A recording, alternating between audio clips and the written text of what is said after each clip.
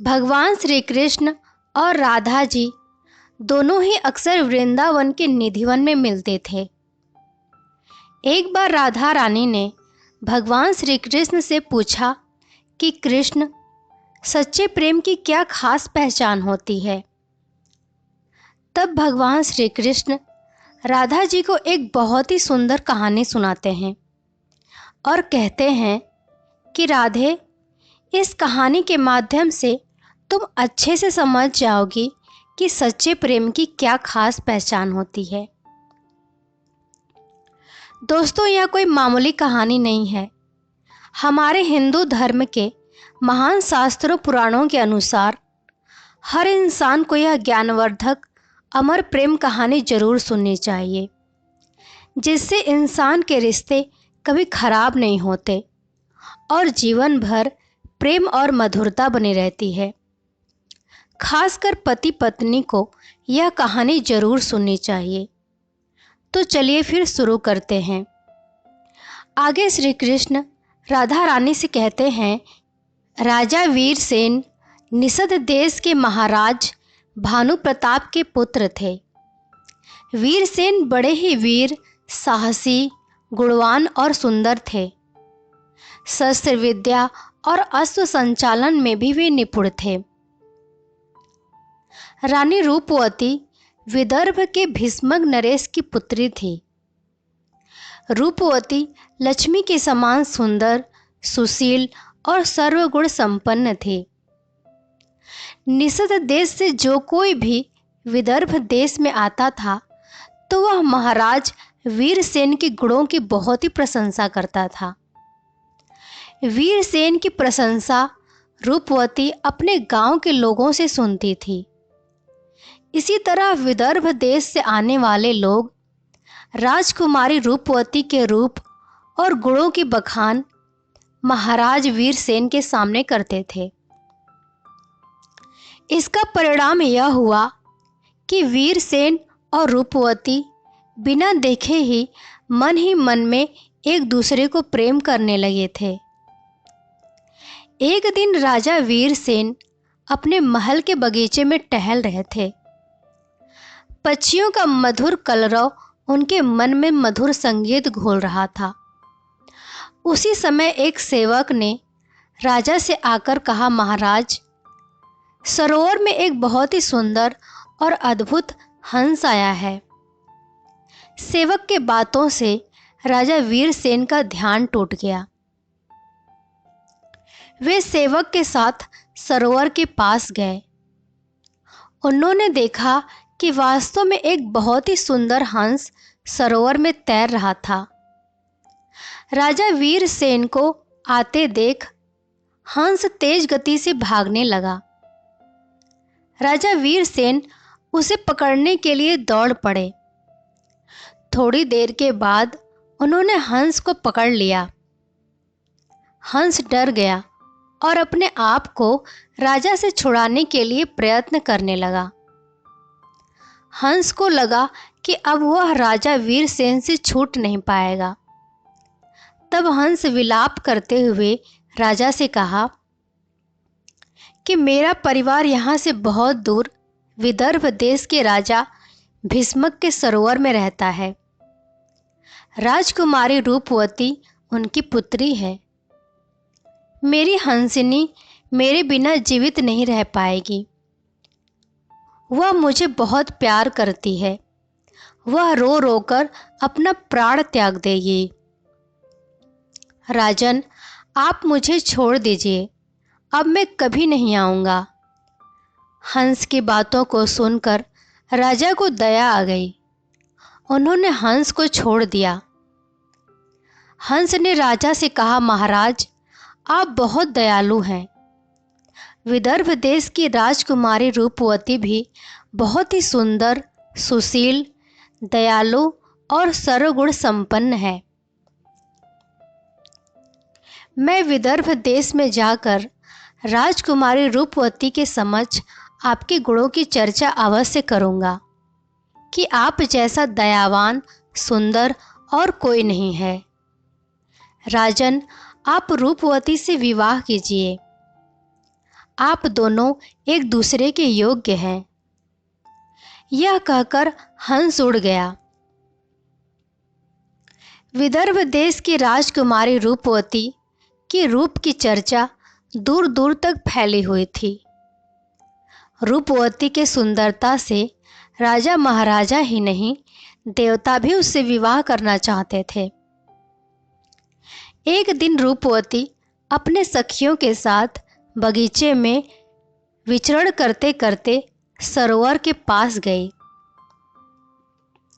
वह सरोवर में खिले हुए कमल के फूलों की सुंदरता को निहार रही थी। तभी उसकी दृष्टि एक हंस पर पड़ी। हंस की सुंदरता को देखकर रूपवती उसको पकड़ने की कोशिश करने लगी। जैसे ही वह हंस को पकड़ने के लिए आगे बढ़ी, हंस कहने लगा, मेरी सुंदरता तो राजा वीरसेन के सामने कुछ भी नहीं है। राजा वीरसेन बहुत ही सुंदर और गुणवान हैं। तुम्हें तो उनकी ओर आकृष्ट होना चाहिए। हंस की बात को सुनकर रूपवती बोली, तुम कैसे जानते हो राजा वीरसेन के विषय में? हंस बोला, मैं कई देशों में घूमता रहता हूँ, लेकिन वीरसेन जैसा दयावान सुंदर राजा मैंने कहीं नहीं देखा है। आप दोनों की जोड़ी बहुत ही सुंदर लगेगी। रूपवती हंस की बात को सुनकर मन ही मन राजा वीरसेन के रूप की कल्पना कर प्रेम करने लगी। रूपवती हमेशा वीरसेन के यादों में खोई रहती थी। इस प्रकार हंस ने वीरसेन और रूपमती दोनों के मन में प्रेम का बीजारोपण कर दिया। एक दिन विदर्भ नरेश अपने कक्ष में राज्य से संबंधित कार्यों में व्यस्त थे। तभी महारानी महाराज के कक्ष में प्रवेश हुई। महाराज महारानी से पूछते हैं कि क्या बात है, आप कुछ चिंतित दिखाई दे रही हैं। हमें बताइए, मैं अभी आपकी सभी चिंताएं दूर कर देता हूँ। महारानी बोली, आप हमेशा अपने राजकाज के कार्यों में उलझे रहते हैं। आपकी बेटी रूपवती विवाह योग्य हो गई है। हमें रूपवती की विवाह के विषय में भी सोचना चाहिए।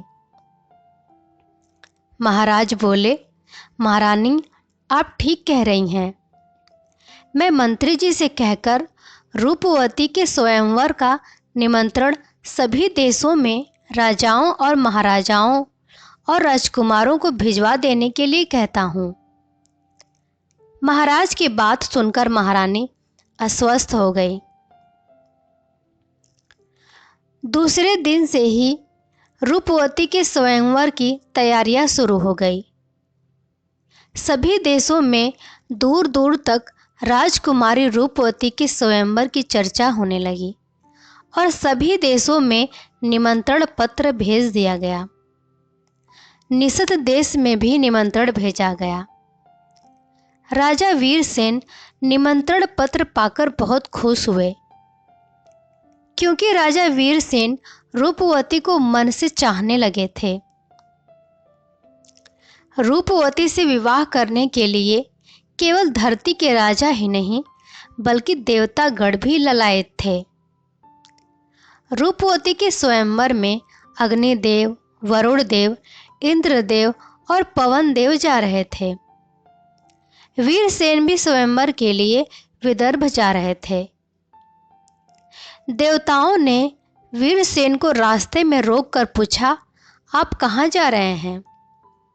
राजा वीरसेन ने कहा, मैं रूपवती के स्वयंवर में जा रहा हूँ। उन सभी देवताओं ने सोचा, वीरसेन तो हम सभी से अधिक सुंदर है, फिर रूपवती इसके सामने हमसे विवाह नहीं करेगी। वह वीरसेन को ही अपना पति स्वीकार करेगी। इस बात को सोचकर देवताओं ने कहा कि रूपवती देवताओं से विवाह करने के योग्य है, कोई मनुष्य उससे विवाह करने के योग्य नहीं। राजा वीरसेन, तुम जाओ और रूपवती से कहो कि वे हमसे ही किसी देवता को वरण कर ले। देवताओं की यह बात सुनकर राजा वीरसेन बहुत उदास हो गए। राजा वीरसेन ने देवताओं से कहा, रूपवती से तो मैं विवाह करना चाहता हूँ, मैं उससे प्रेम करता हूँ। देवगण कुपित होकर बोले, अगर तुम नहीं गए तो तुम दोनों का अनिष्ट होगा। राजा वीरसेन ने कहा, लेकिन मैं इतनी जल्दी कैसे जा सकता हूँ? देवतागण बोले, आप अपनी आंखें बंद करो, जैसे ही आप अपनी आंखें खोलेंगे आप अपने आप को रूपवती के महल में पाएंगे। राजा वीरसेन ने अपनी आंखें बंद किया और जैसे ही खोला उन्होंने अपने आप को रूपवती के महल में पाया। राजा वीरसेन घूमते हुए महल के उपवन वाले सरोवर की तरफ बढ़े।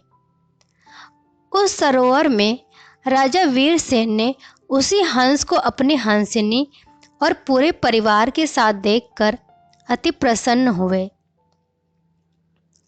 वीरसेन को देखकर दासियां दौड़ते हुए जाकर रूपवती को सूचना दी कि कोई राजकुमार अपने महल में आया है, वह सरोवर की तरफ घूम रहा है। राजकुमारी जी, चलिए देखिए। राजकुमारी रूपवती अपनी दासियों के साथ बाहर आकर देखते ही पहचान लिया कि यही राजा वीरसेन है। हंस के वर्णन के अनुसार सभी लक्षण इस व्यक्ति से मिलते थे। रूपवती उनसे प्रेम करने लगी थी, इसलिए वीरसेन को देखते ही रूपवती खुश हो गई। राजा वीरसेन भी रूपवती को प्रेम भरी नजरों से देखकर प्रेमासक्त हो उठे। हंस के वर्णन के अनुसार राजा वीरसेन के सपनों की रानी रूपवती उनके समक्ष खड़ी थी। यह कैसा समय था, यह कैसी विडंबना थी। वे अपने प्रिय को प्रेम के लिए निवेदन भी नहीं कर सकते थे, क्योंकि वे तो देवताओं का संदेशा लेकर रूपवती को संदेशा सुनाने के लिए गए थे। राजा वीरसेन ने अपने दिल पर पत्थर रखकर रूपवती से कहा, यहाँ आपके स्वयंवर में आने के लिए मैं भी आमंत्रित था। मार्ग में आते समय मुझे 4 देवता पवन देव, अग्निदेव, इंद्रदेव और वरुण देव मिले थे। उन्होंने संदेशा भिजवाया है कि रूपवती से कहना कि वह मनुष्य को नहीं देवताओं के वरण योग्य है, इसलिए वे हम देवताओं में से किसी एक का वरण करें। यह बात सुनते ही रूपवती के मन को चोट लगा और गुस्सा भी आई। रूपवती ने कहा, मेरे पर किसी का अधिकार नहीं है और ना ही मैं कोई राज्य हूँ जिस पर शासन किया जा सकता है। विवाह कोई व्यापार नहीं है जो हर किसी के साथ किया जा सकता है। मैंने आपसे प्रेम किया है, मैं अपना सर्वस्व आपको अर्पण करती हूँ। मेरा विवाह आपसे ही होगा, अन्यथा मैं कदापि विवाह नहीं करूँगी। रूपवती की बात सुनकर राजा वीरसेन अति प्रसन्न हुए। उनका अशांत मन शांत हो गया। तत्पश्चात राजा वीरसेन विवाह समारोह में शामिल हो गए। समारोह स्थल की अनोखी साज सज्जा थी। कई देशों के राजा महाराजा रूपवती के विवाह समारोह में पधारे थे। प्रजाजनों की भीड़ भी एकत्रित हो चुकी थी। हर कोई चाहता था कि वरमाला उसी के गले में पड़े। नियत समय से पूर्व सुंदरी रूपवती ने हाथ में वरमाला लिए अपनी सखियों के साथ प्रवेश किया। वधू वेश में रूपवती के अलौकिक सौंदर्य को देख सभी राजा महाराजा हतप्रभ से हो गए। रूपवती धीरे धीरे वरमाला लेकर आगे बढ़ने लगी। वह जिस राजा के सामने से गुजरती, उसके हृदय में आशा का संचार जग जाता और आगे बढ़ जाती तो राजा का चेहरा मुरझा जाता। रूपवती की आंखें तो राजा वीरसेन को ढूंढ रही थी। उसने राजा वीरसेन को ढूंढ ही लिया। उसने एक साथ 5-5 वीरसेन को देखा। देवताओं को यह बात पहले से ही पता थी कि रूपवती वीरसेन को ही अपना वर चुनेगी। यह सोचकर सभी देवताओं ने वीरसेन का रूप धारण कर लिया था। स्वयंवर में एक साथ कई वीरसेन खड़े थे। यह देखकर सभी परेशान थे कि इन सभी में असली वीरसेन कौन होगा। रूपवती जरा भी विचलित नहीं हुई। रूपवती ने अपनी आंखें बंद करके मन ही मन ईश्वर का स्मरण किया कि हे प्रभु, ईश्वर मेरी सहायता करो। रूपवती ने सुना था कि देवताओं के पैर भूमि में स्पर्श नहीं होते और ना ही उनकी फूल की मालाएं कभी मुरझाती हैं। यही सोचकर रूपवती ने निरीक्षण किया और उसने अपनी आंखों से असली वीरसेन को पहचान लिया। रूपवती धीरे से राजा वीरसेन के पास जाकर उसके गले में वरमाला डाल दिया। रूपवती सभी देवताओं को हाथ जोड़कर बोली कि हे देव, पहले से ही राजा वीरसेन का वरण कर चुकी हूं। आप सब हमें आशीर्वाद दें।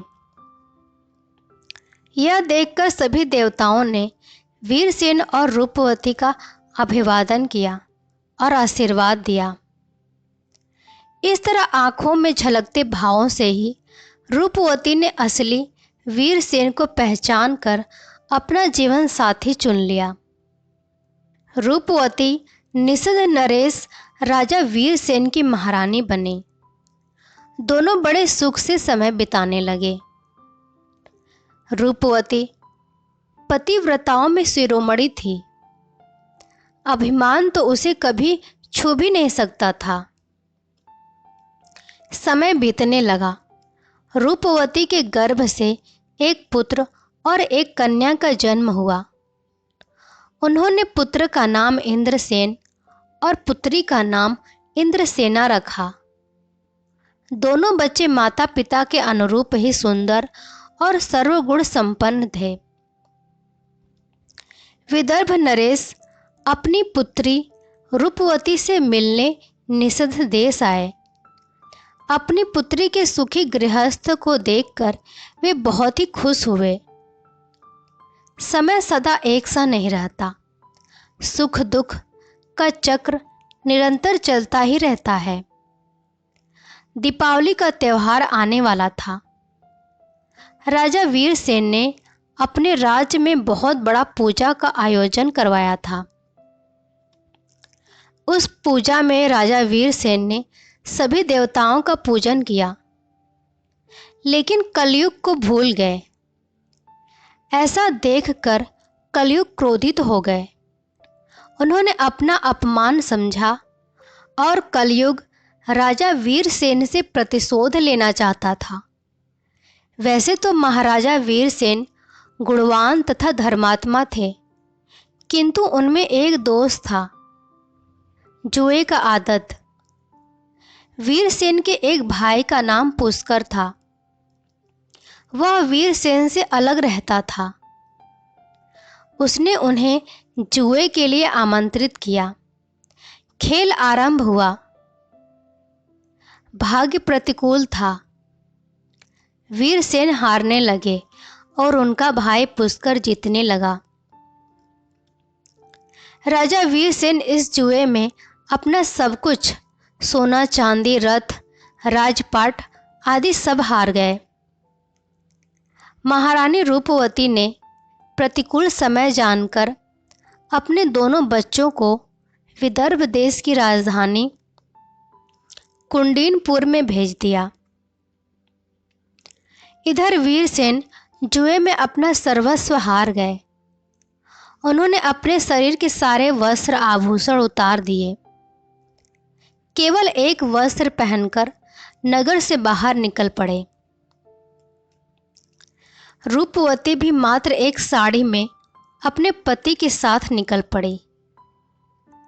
एक दिन जंगल में राजा वीरसेन ने सोने के पंख वाले कुछ पक्षी देखे।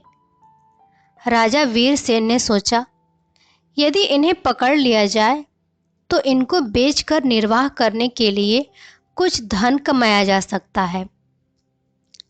ऐसा सोचकर उन्होंने अपने पहने हुए वस्त्र खोलकर पक्षियों पर फेंका। वे पक्षी राजा वीरसेन के वस्त्र लेकर उड़ गए। अब राजा वीरसेन के पास तन ढकने के लिए भी वस्त्र नहीं रहा।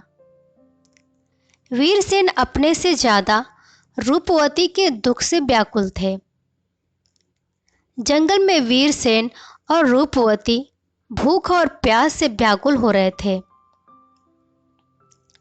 वीरसेन ने बड़ी मेहनत करके तालाब से कुछ मछलियां पकड़कर किसी भी तरह वहीं पर आग जलाकर मछलियों को भून लिया। मछलियों को आग में भूनने से उसमें राख लग गई थी। वीरसेन रूपवती से बोले, तुम यहाँ ठहरो, मैं इन मछलियों को तालाब से धोकर लाता हूँ। इनमें राख लगा हुआ है, तब खाएंगे। जैसे ही राजा वीरसेन मछलियों को पानी में धोने लगे, वैसे ही सारी मछलियां पानी में बह गई। राजा सिर्फ देखते ही रह गए। वीरसेन अपने साथ होने वाले इन सभी घटनाओं को देखकर हताश हो रहे थे। आखिर ये सब मेरे साथ क्यों हो रहा है?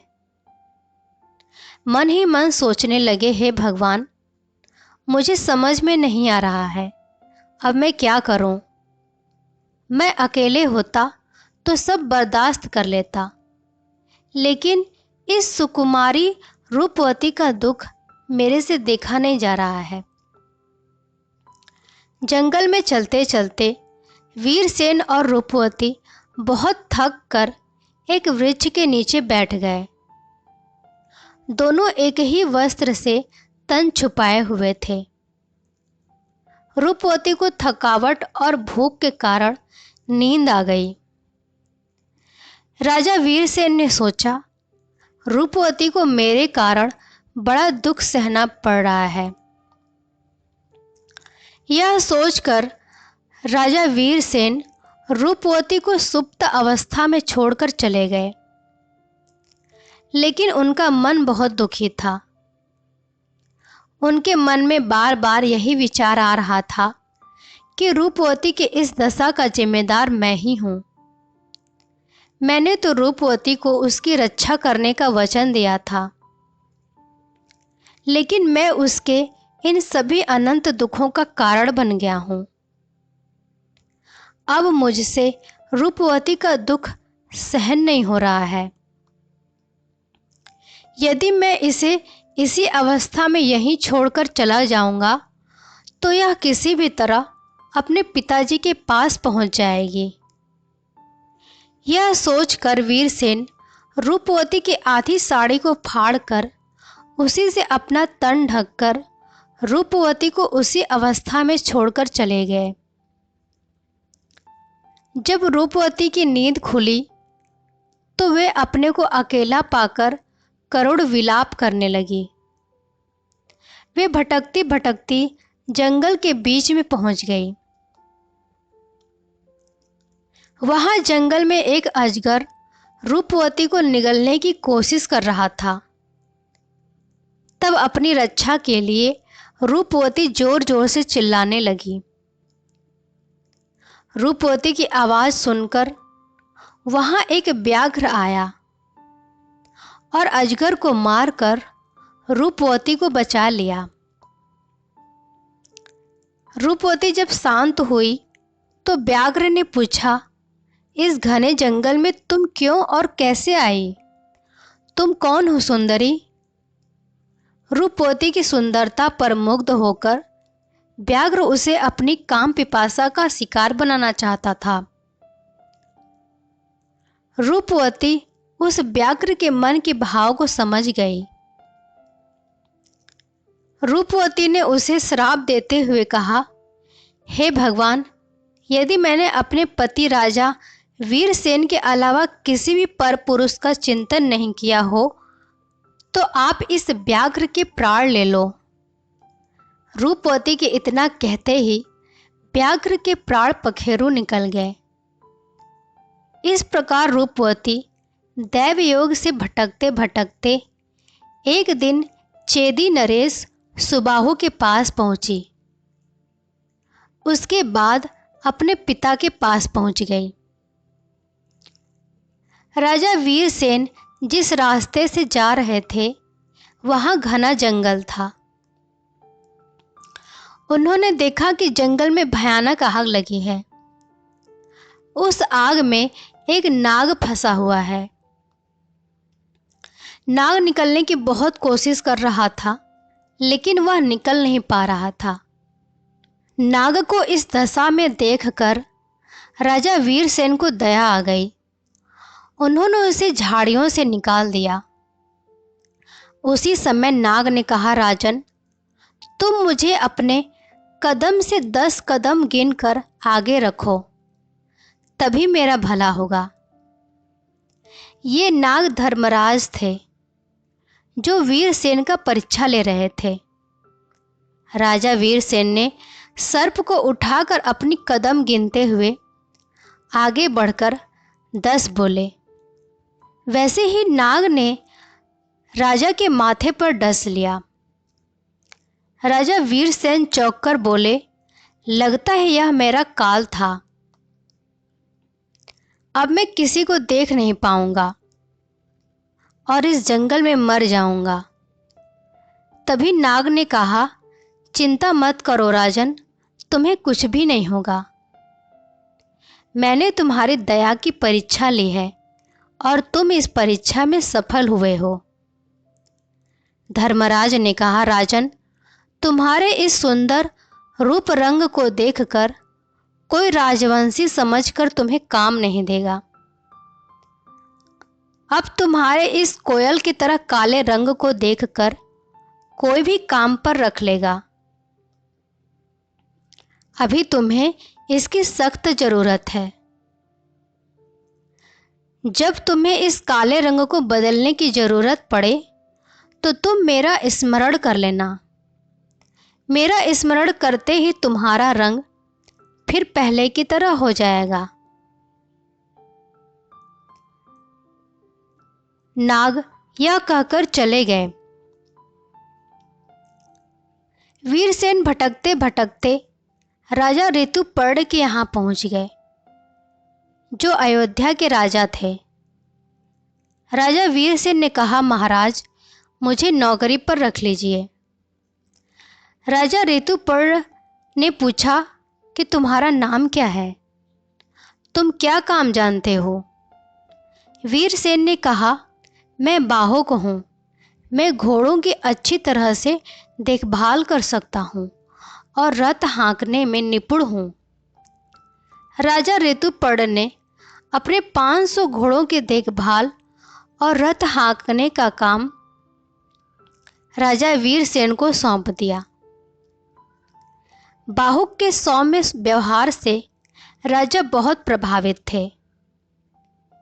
बाहुक को राजा ऋतुपर्ण के यहाँ काम करते करते बहुत समय बीत चुका था।